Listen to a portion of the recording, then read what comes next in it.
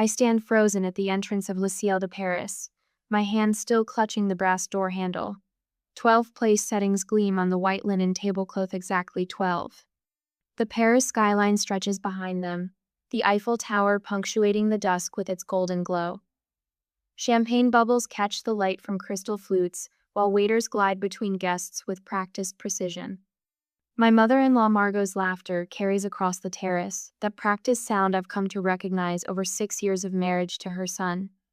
Her diamond bracelet catches the light as she touches cousin Rebecca's arm, leaning in to share what I'm certain is another carefully crafted anecdote designed to impress. "Darling, you made it." Andrew's voice startles me from behind. My husband of 6 years places his hand on the small of my back, guiding me forward as if I needed direction. 6 years, and the casual touch still sends warmth through me, despite everything. But I don't move. My eyes scan the table again. 12 settings, 12 chairs, 12 Hastings family members already seated or mingling nearby. No empty chair waits for me. "Andrew," I whisper, my voice steadier than I feel. "There's no place for me at the table." He follows my gaze, a small furrow appearing between his brows before smoothing away. Must be a miscount." The casual dismissal in his tone sends a chill through me that has nothing to do with the evening breeze. I straighten my spine and cross the terrace, Andrew trailing behind me. The conversation dips momentarily as I approach, then resumes with forced enthusiasm. Uncle Gerald suddenly finds his water glass fascinating. Cousin Rebecca whispers something to her husband behind her hand. "Oh dear, there must have been a miscount." Margot rises slightly, her silk dress rustling. The smile she offers doesn't reach her eyes. It never has, not for me. The staff here can be so careless sometimes.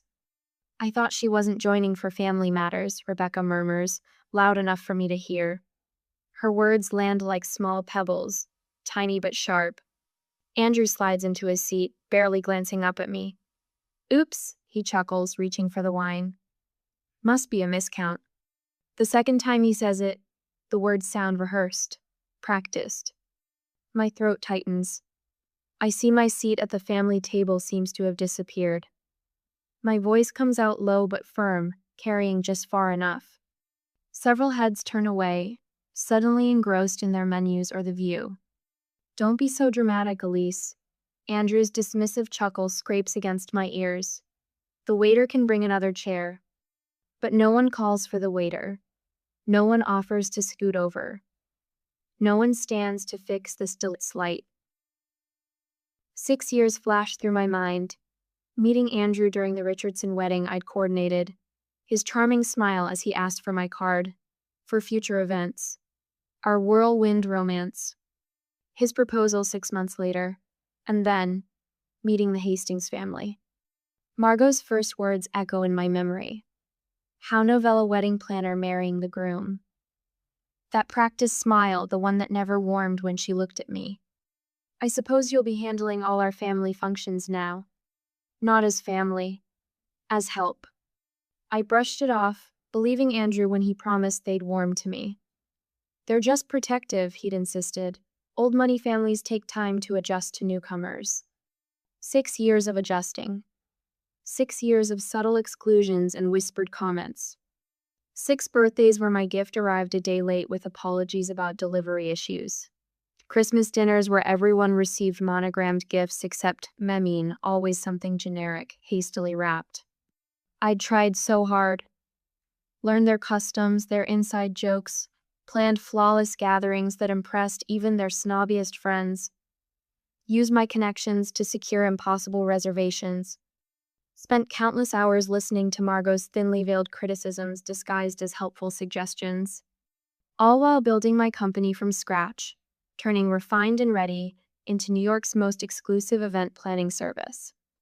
And still, no seat at their table.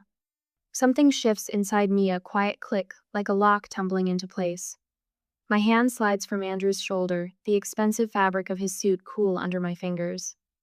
"Enjoy your family dinner," I say, my smile perfectly poised. "I'll see myself out." For one brief moment, discomfort ripples across their faces. Gerald shifts in his seat. Rebecca's husband examines his napkin. Even Margot's composure slips, just for a heartbeat. Then relief washes over them, almost palpable in its intensity. They wanted this outcome all along. I turn and walk away, my heels marking a steady rhythm across the terrace. My shoulders back, head high.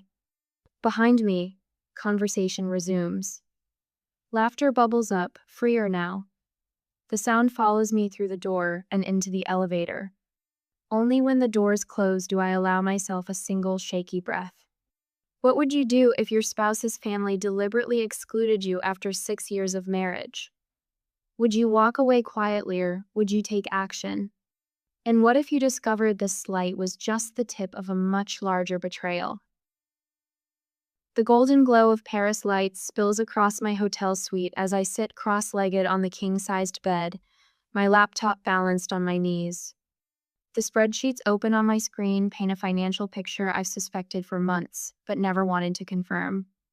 Nearly $12 million in failed Hastings family investments stare back at me in neat, damning columns. My fingers hover over the keyboard, trembling slightly as I plug in the flash drive I found tucked in Andrew's briefcase 3 weeks ago. He'd been careless that day, rushing out to meet his mother for lunch. The black drive sits innocuously among my files now, its contents far more explosive than its plain appearance suggests. The folder opens, revealing dozens of documents with innocuous names. My stomach tightens as I click on one titled simply, Announcement. The document loads, and the world stops. Andrew and Brielle Kingsley are pleased to announce. I read the paragraph 3 times, my brain refusing to process the words. Andrew's ex-girlfriend, the one he dated before me, the one Margot always spoke of with that wistful tone. My fingers move mechanically through the remaining files. Draft divorce papers with Andrew's signature already in place. Text messages between him and Brielle spanning back 18 months. An ultrasound image dated 3 weeks ago. And then I find it Margot's handwritten note scanned and saved as a PDF. Finally, the right woman for the Hastings. Scrolling further reveals Margot's calculated fingerprints everywhere. Emails between her and Brielle going back 3 years long before the affair even started. Lunch dates. Shopping excursions for the perfect heirloom to pass down. Margot had been orchestrating my replacement while accepting my Christmas gifts and pretending to tolerate me at family functions. The dinner tonight. The missing chair. It wasn't just another slight. It was the preamble to my replacement.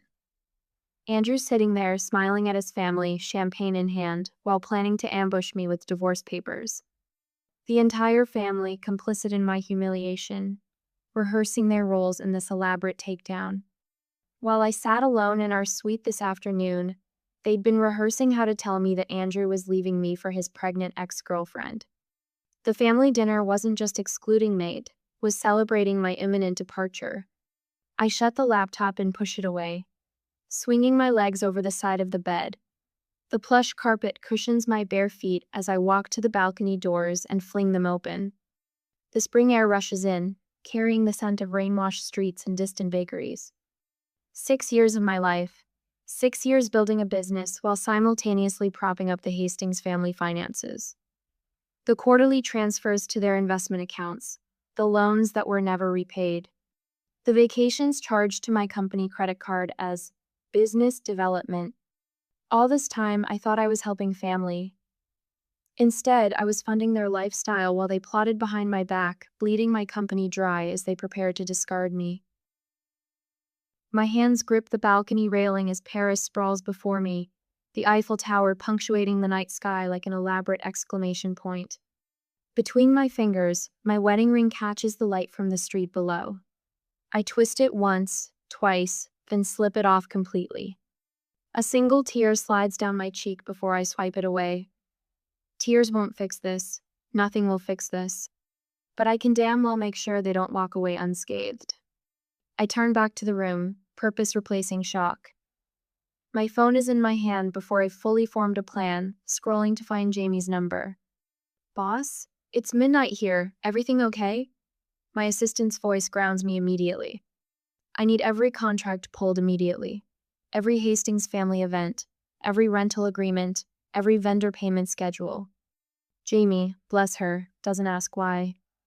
Give me 20 minutes to get to the office. I'll call the team. Victoria? Call her too. My lawyer has warned me about the Hastings finances for years. I should have listened sooner. The loyalty of my team hits me in stark contrast to the family I married into. My refined and ready staff, who've pulled all-nighters to rescue impossible events. Who covered for me when I missed meetings for Hastings family emergencies?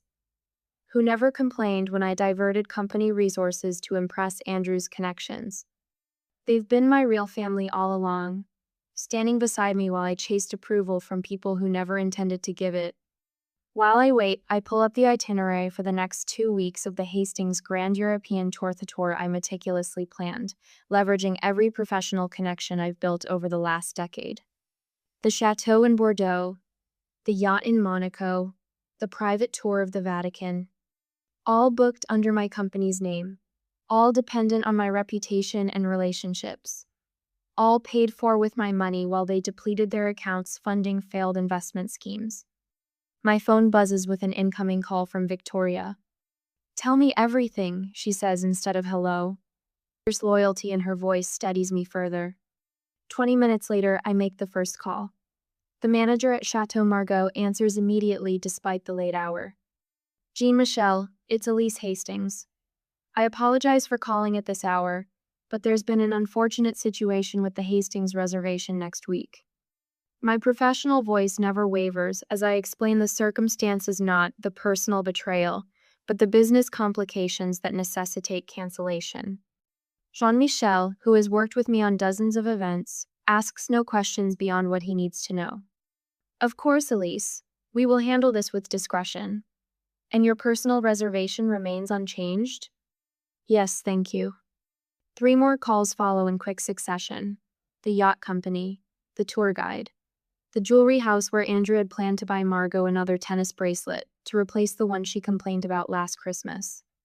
The hotel concierge knocks softly at my door as I hang up from the final call. His eyes hold sympathy as he hands me the envelope containing the rerouted payment confirmations. Is there anything else you require, Madam Hastings? I glance at my phone as it lights up with Andrew's name. The chateau says there's a problem with our reservation? No, thank you, I tell the concierge, a calm settling over me like a cloak. I have everything I need. Have you ever discovered someone's betrayal was much worse than you initially thought? Did you confront them immediately, or did you take time to formulate a response? My phone vibrates across the hotel desk for the 8th time in 20 minutes.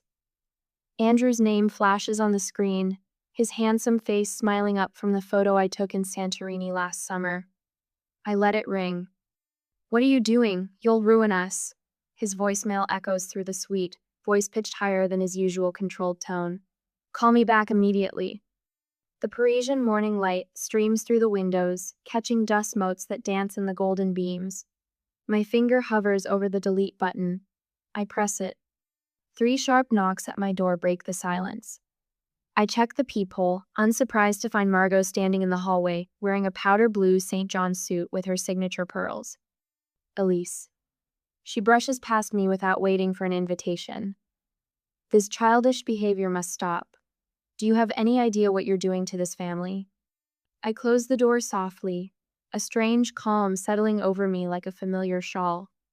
6 years of slights crystallize in my mind with sudden clarity: the forgotten birthday invitations, the Christmas gifts without thought, the subtle corrections to my table manners. All while I built refined and ready from a dream into New York's premier event planning service. Our family name carries weight in these circles, she continues, voice dropping to a hiss. If you think you can damage them with a tantrum, you are sorely mistaken.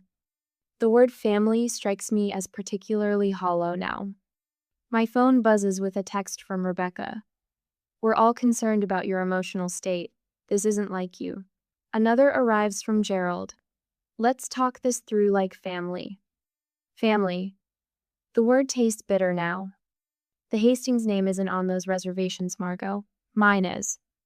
She freezes. In that moment, I see every calculation running behind her eyes. You're nothing without the Hastings name, dear. Her diamond bracelet catches the light as she adjusts her pearls. Wedding planner playing dress up in our world. Actually, Margot, it's the reverse. I set my cup down with a gentle clink. Refined and Ready made $3 million in profit last quarter. I've built something from nothing while watching your family spend money that doesn't exist. Color drains from her face. You don't know what you're talking about. I know about the failed investment in the Singapore property group. The yacht that's mortgaged to the waterline. The line of credit you've been using to maintain appearances. I moved to the window, gazing out at the Parisian skyline. I also know about Brielle and the baby. Margot's perfect posture falters.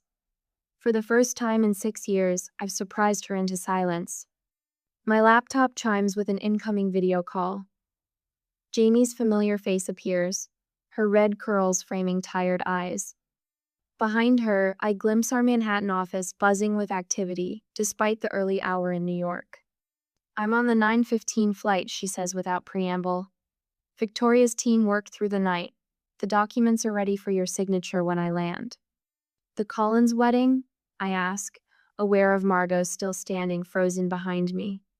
Handled. Sophia's taking point. Mark's covering everything else. I nod, warmed by their efficiency. These connections were built on respect, not inheritance, I say loudly enough for Margot to hear. After Jamie's call ends, Margot's mask has slipped back into place, though a slight tremor in her hand betrays her. This is a misunderstanding that can be remedied, she says, reaching for her practiced social smile. I shake my head. I have a meeting. 40 minutes later, I sit at a cafe across from the Maurice, where the Hastings are dining. Through the restaurant's windows, I watch a scene unfold, the maitre d' approaching their table, speaking quietly to Gerald. Andrew stands, face flushed with anger as he gestures sharply at his phone. Rebecca clutches her husband's arm, eyes wide with disbelief. Margot's stiff smile crumbles as she unclasps her diamond tennis bracelet and hands it to the manager as collateral. Your reservations have been canceled, I whisper to myself, watching Andrew stab frantically at his phone. All of them. The chateau in Provence. The yacht in Monaco. The private tours Andrew bragged about to his college friends. All gone, with a few calls from the woman they never considered family, just the help with convenient connections. Back in my new suit knot, the one Margot knows about, I spread documents across the desk with methodical precision. Financial statements showing wire transfers from my accounts to Hastings' family expenses. Emails between Margot and the family lawyer discussing how to limit my claim on assets when the time comes. The suite phone rings. The concierge informs me that Mrs. Hastings has asked for my room number. Which Mrs. Hastings? I ask, though I know the answer. Mrs. Margot Hastings. She appears, distressed. I'm not receiving visitors, I reply. Very good, madame. I turn back to arranging my evidences, screenshots of Andrew's text messages to Brielle over the past 18 months, including appointments with her obstetrician. Documentation of the family emergency that pulled Andrew away on our anniversary, actually, a weekend in Lake Como with Brielle. My phone buzzes with a text from Andrew. We need to talk. Meet me at the cafe on Rue Saint-Honoré at 4. My fingers hover above the screen before typing. I'll be there in 30 minutes. I gather the evidence into a leather portfolio, then reach for a second folder labeled simply, Contingency. Inside lies the culmination of everything I've learned about leverage during 6 years of being treated as an outsider by the family I married into. The weight of it feels good in my hands. Solid. Real. What would you bring to a meeting with someone who betrayed you? Would you seek reconciliation or closure? I already know my answer. The cafe chair scrapes against the cobblestone as Andrew checks his watch for the third time in 5 minutes. His fingers drum against the white tablecloth, his wedding ring catching the afternoon sunlight. I spot him from across the street, my folder heavy in my hands. 6 years of marriage reduced to documentation and leverage. When I cross the street, my stride doesn't falter. The click of my heels against the pavement marks a steady countdown. Andrew's head snaps up at the sound. Darling, there you are. His smile flashes the same one he used when introducing me to potential clients. I place my phone on the table between us, thumbs sliding across the screen to start recording. The red circle pulses, a digital heartbeat. Andrew's eyes flicker to the phone, then away. There's been a misunderstanding. Has there? I settle into the chair, spine straight, folder positioned precisely before me. Mother gets carried away sometimes. He leans forward, voice dropping to a confidential whisper. You know how she is about tradition and appearances. And Brielle? The name hangs between us. His eyes dart to the leftist tell. She's just an old friend helping with some investments. The family's portfolio has taken some hits lately. We're in a bit of trouble, actually. His voice cracks with practiced vulnerability. Father's last venture failed spectacularly. We need your connections now more than ever. His fingers brush mine, and it takes everything in me not to flinch.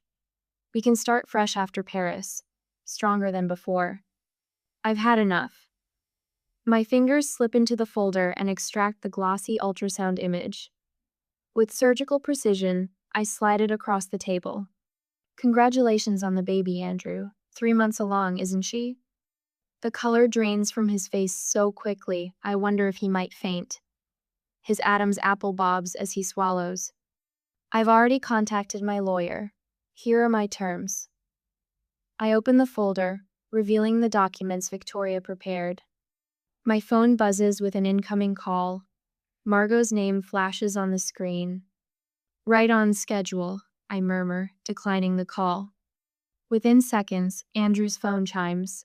He doesn't check it. Mother sends her apologies, he says, voice hollow. Just a seething misunderstanding, dear. His phone pings repeatedly messages from cousins suddenly remembering my birthday, invitations to family gatherings. Andrew's eyes fill with tears. Ellie, please. I made a mistake. I'll tell Brielle it's over. Complete transparency from now on. The family wants us all for breakfast tomorrow. To clear everything up. I stand, gathering my folder. Your mother always did prefer breakfast for delivering bad news. As I walk away, I hear him whisper into his phone. She knows. She fucking knows everything. From across the street, I watch him hurry to meet Brielle, who's been waiting outside a nearby shop. I linger just long enough to overhear fragments of their conversation. What happened? Brielle clutches his arm. She has the ultrasound. Andrew's voice breaks. She knows everything.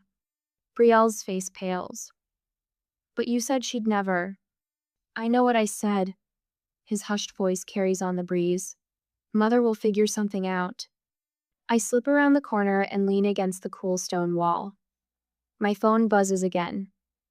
Margot. I answer this time. Hello, Margot. Elise, darling. Her voice drips with honey. That dreadful business at Le Ciel was a simple misunderstanding with the reservations. Was it? Absolutely. She pauses. We've planned a special family breakfast tomorrow. Everyone's so looking forward to seeing you. From my vantage point, I can still see Andrew and Brielle. Her copper hair catches the sunlight as she gestures frantically. She looks so young, the perfect Hastings wife in the making. Of course, Margot, I wouldn't miss it. I hang up as a text arrives from Rebecca. Happy belated birthday, cousin.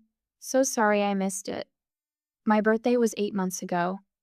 Andrew and Brielle have moved closer, not realizing I can still see them. That event planner girl won't know what hit her. Margot's voice comes through Andrew's phone on speaker. Just stick to the plan. I step back into the shadows, clutching my folder tighter. The truth solidifies within me. Nothing has changed, only their tactics. Across the street, Andrew and Brielle begin to argue, their hushed voices growing heated. The first cracks in the Hastings facade are appearing, and I haven't even executed the rest of my plan. Sometimes betrayal comes with its own perfect justice. I sit with perfect posture in the private dining room of Le Grand Hotel, my leather portfolio placed precisely at the center of my place setting. The morning light filters through gauzy curtains, casting a deceptively gentle glow over the Hastings family as they assemble around the table. Margot dabs at her eyes with a monogrammed handkerchief.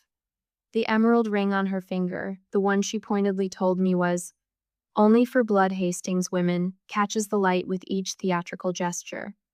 Family means everything to us, Elise, she says, her voice wavering with well-practiced emotion. These misunderstandings can be resolved if we simply remember what matters most. The family lawyer, Mr. Calloway, clears his throat. He's been with the Hastings for 30 years, back when there was actual money to manage rather than appearances to maintain. Mrs. Hastings, he begins, nodding at me with careful formality. Prenuptial agreements are quite clear about separating business assets from marital property. The accommodations and reservations fall under Refined and Ready's contractual obligations, which would need to be addressed separately from any personal matters. The threat hangs in the air, wrapped in legal speak, but unmistakable. Andrew reaches across the table, not quite touching my hand when I don't extend it toward him. We can work through this if you just reinstate the reservations, he says, the slight tremor in his voice, revealing more desperation than affection. The family's counting on you. I remain silent, watching as each family member shifts uncomfortably in their seats. Uncle Gerald tugs at his collar. Cousin Rebecca exchanges glances with her husband. They look less like the intimidating social force I once perceived and more like actors who've forgotten their lines. Your behavior appears rather emotionally unstable, Andrew continues, emboldened by my silence. Operating a luxury business requires steady judgment. Margot nods, her tears miraculously dried. We're prepared to offer a generous settlement if the situation is handled quietly. The Hastings name carries weight in New York, and we would hate to see your lovely little company affected by unfortunate rumors. I feel a strange lightness spread through my chest as their veiled threats continue. 6 years of trying to belong, of checking my words and tempering my reactions, fall away like a heavy coat I no longer need. When they finally finish speaking, the room settles into expectant silence. I open my leather portfolio with deliberate slowness, the soft sound of the clasp releasing echoing in the tense quiet. Before I respond, I'd like everyone to look at these documents. I remove the first folder, placing it in the center of the table. These are financial records showing that I have personally funded the Hastings lifestyle for the past 3 years. The Aspen Chalet renovation, Andrew's failed investment in that tech startup, Margot's medical procedure in Switzerland, all paid through my company's accounts. The second folder lands with a soft thud. This contains proof of Andrew's affair with Betrayal going back 18 months. Hotel receipts, text messages, photographs. The timeline is quite thorough. Andrew's face drains of color as the folder opens to reveal a particularly damning photograph. The third document might interest you most, Margot. I slide a bound stack of papers toward her. These are your emails to Betrayal dating back 2 years. You were quite encouraging of the relationship. My favorite part is where you advised her on the perfect moment to announce her pregnancy to the family. The dinner in Paris seemed especially dramatic, though I wasn't supposed to be there for it, was I? The collective gasp ripples around the table like a cold breeze. Finally, I say, placing the last folder before Andrew. These are statements from 3 offshore accounts in the Cayman Islands. Opened under your name but funded through a complex series of transfers from my company's accounts. Nearly $4 million, Andrew. That's quite a nest egg. Mr. Calloway's professional mask slips as he snatches the papers, scanning them with growing alarm. I've already spoken with the IRS about these interesting accounts. I say, my voice steady. My lawyer has copies of everything you see here. Prenuptial agreement cover fraud, Andrew. I close my portfolio, the soft click punctuating the stunned silence. I've documented every instance where you used my company without compensation. Every event planned at cost. Every favor called in with my connections. Every client you poached through family introductions. Margot collapses into her chair, her hand clutching her throat as if physically trying to hold back words. Andrew's eyes dart between his mother and the exit door. His mouth opens and closes without sound. Rebecca whispers something to Gerald, who shakes his head sharply, distancing himself from whatever suggestion she made. The terms are simple, I say, removing a single document from my jacket pocket. I don't want your money. I want my dignity. Sign these papers. I place a Mont Blanc Pinot wedding gift from Andrew's father beside the document. You're free to leave with the Hastings name intact, Andrew. Free to marry Brielle. Free to raise your child without interference from me. In exchange, I keep my company, my clients, and my reputation. No contests, no public disclosure of these documents. Andrew reaches for the pen with a trembling hand, not meeting my eyes as he signs. As the pen scratches paper, I feel the weight of 6 years lifting from my shoulders. I stand, collect my evidence, and walk toward the door. Elise, Margot calls, her voice stripped of its usual authority. What will you tell people? I turn back, studying their faces one last time. The truth, I answer simply. That some tables aren't worth sitting at. I stand before the floor-to-ceiling windows of my expanded Manhattan office, the morning light catching the polished silver of the refined and ready logo on the wall. Beyond the glass, New York pulses with possibility, much like the life I've reclaimed. My phone buzzes with a text from the Belgian princess whose wedding we're coordinating next month. I smile at the question about vintage champagne coupes. 6 months ago, I would have desperately sought the right answer. Today, I simply offer my professional opinion and let it stand. The florist from Monaco is online too, Jamie says, appearing at my doorway. And the Vanity Fair photographer needs to reschedule your portrait for the Women Redefining Luxury feature. I nod, taking a moment to appreciate the wall behind Jamie, dozens of framed thank you notes and photos with celebrities, dignitaries, and business icons.